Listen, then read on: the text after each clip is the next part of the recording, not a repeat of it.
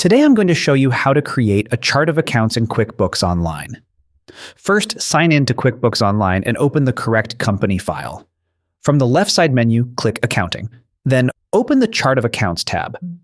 This page shows the accounts QuickBooks uses to organize your transactions, such as bank accounts, credit cards, income, expenses, assets, and liabilities. To create a new account, click Add Account in the top right corner.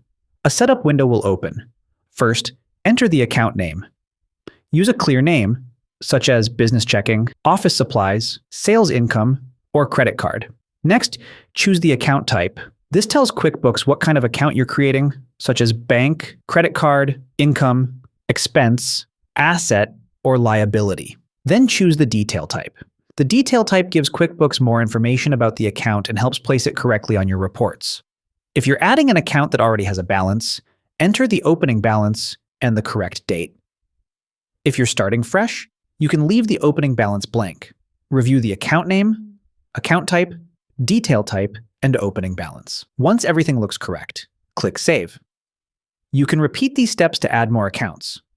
A good starting point is to add your bank accounts, credit cards, income accounts, and main expense categories. Keep the names simple and avoid creating duplicate accounts. If you want to add multiple accounts at once, use the Import option.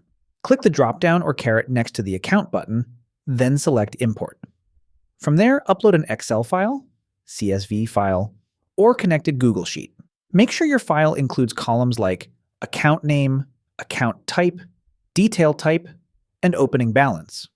Before importing, check the spelling and make sure the account types match QuickBooks options. And that's how to create a chart of accounts in QuickBooks Online in 2026.